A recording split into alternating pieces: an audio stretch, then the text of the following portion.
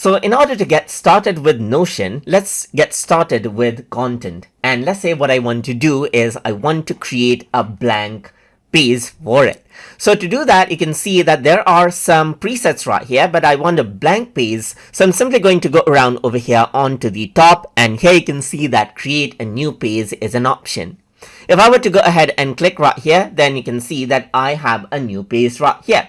So now what you can simply do is, let's say for example, type in whatever you want. Let's say for example, I'm going to say my notes right here, and over here on the bottom I can simply go ahead and say this is a sample note right here, just like this. And that is how you can simply make a new page. So this is what you have. So my notes is a page, as you can see right here, and as per the title you can see that the title of the page changes around over here as well.